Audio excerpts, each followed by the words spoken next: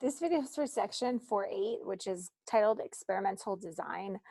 So we talk about 3 different designs to experiments. So we'll go through each of them and do a couple examples where we're identifying what design is used. So one thing to note is that if I'm trying to randomize something, I have to either draw names, numbers, groups, and mix them up. I can do things like flipping a coin for each group if I only have 2 treatment groups, or use a table of random digits or a random number generator. So that's how I'm randomizing something when I'm talking about these randomized designs. So something that is completely randomized, the experimental units are assigned to treatments completely at random.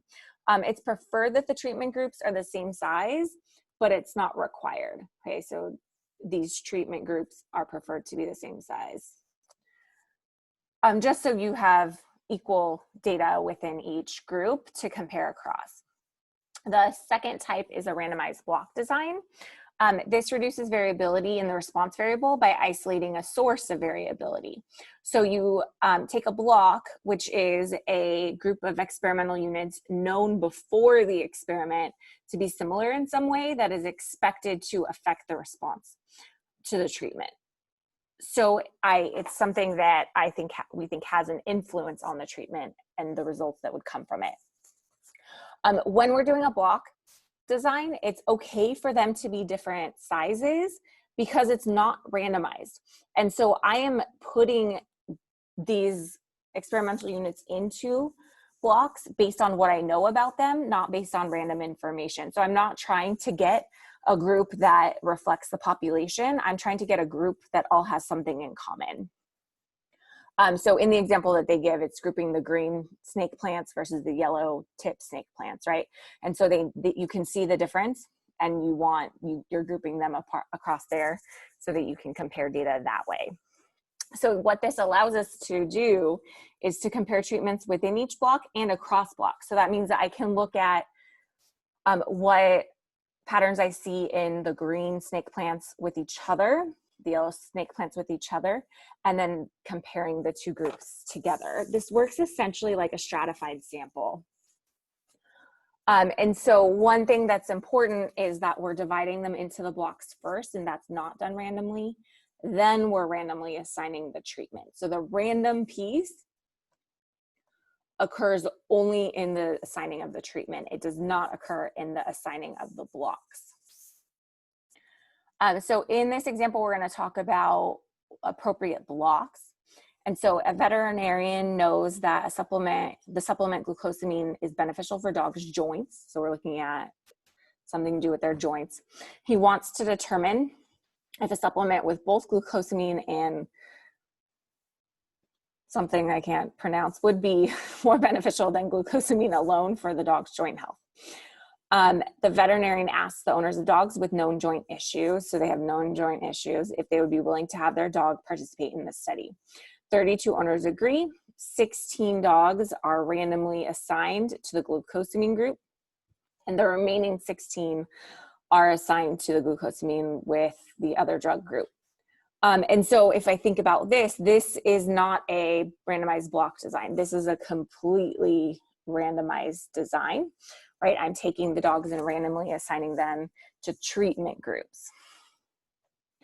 After 6 months, the dog's joint health is measured for each treatment and compared.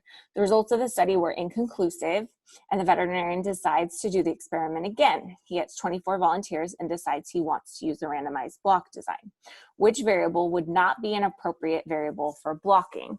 So remember that the idea is that if it's appropriate for blocking, it would have it's expected to affect the response variable. So it's not expected to affect their joint health.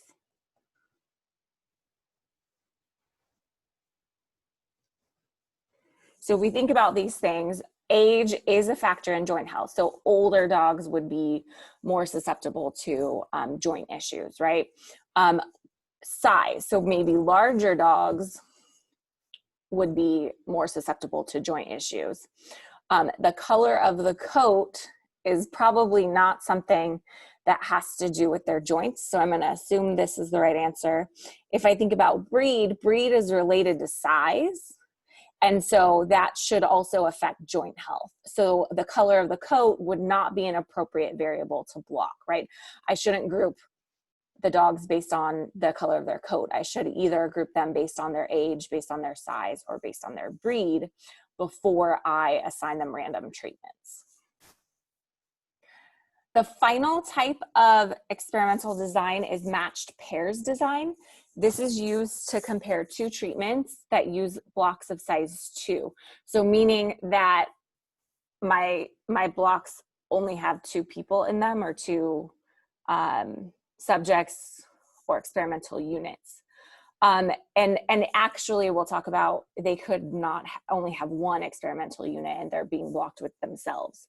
So I want 2 very similar experimental units that are paired, and 2 treatments are randomly assigned within each pair. So they use these in experiments with sets of identical twins, or in the example that we had in the group or in the videos was similar height plants. Or each experimental unit actually receives both treatments in a random order. So each subject is their own pair. Okay, so that's going to take longer because I'm applying one treatment, collecting data, and then applying the other, collecting data. But I know that it's a good pair because it's literally the same person or the same object. So in this last example, we're just going to go through each of the types of experimental designs and identify which is which on these options. So a shoe company wants to test an updated model of a running shoe to test its wear after 1 month of running. They recruit 50 people who run on a regular basis to participate in their study. They will have the runners wear the shoes when they run for 1 month. After 1 month, the wear on the shoes will be determined using the depth of the tread and the flexibility of the toe box. The wear of the new and original models will be compared. So we're going to identify which type of design each of these are talking about. So for part A, the subjects are numbered 1 to 50. These numbers are put into a random number generator. Okay, so this looks like we're going to completely randomized design. The first 25 random numbers, ignoring repeats, represent the subjects assigned to the new model group. And then the remaining 25 will wear the original model shoes. So this is a completely randomized design. Again, because they're using a random number generator, they could also use a table of random digits, or a drawing names and shaking the, mixing them up each time. For B, the subjects' names are written on equal size slips of paper and placed into a hat. A researcher then reaches in and pulls out 25 slips of paper.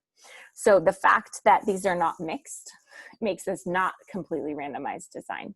These subjects are assigned to the new model group. So this doesn't fit any of the 3 because they would need to be mixed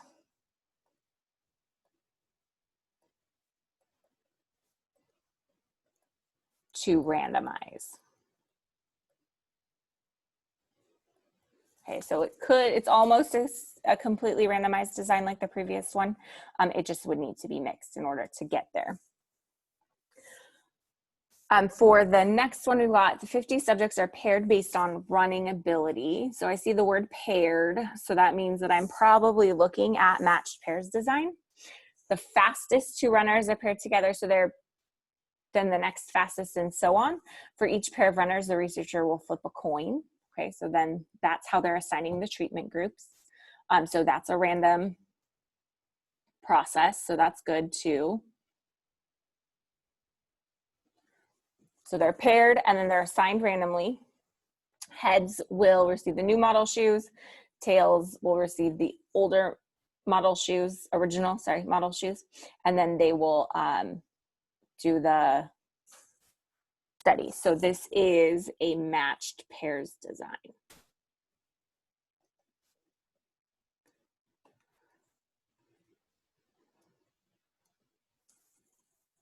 And finally, the 50 subjects are grouped based on running ability. So grouped means they're probably in a block. 20 runners classify themselves as competitive runners, and then 30 as recreational runners. So those are the two blocks, right? So one is competitive, the other is recreational. For the competitive group, the runners' names are written on equal size slips of paper and placed into a hat. See, here we go. The slips are shuffled. That's making this randomized.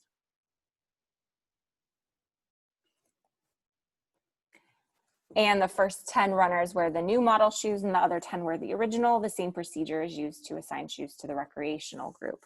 So this creates blocks, and then it's randomizing the treatment design. So this is a randomized block design.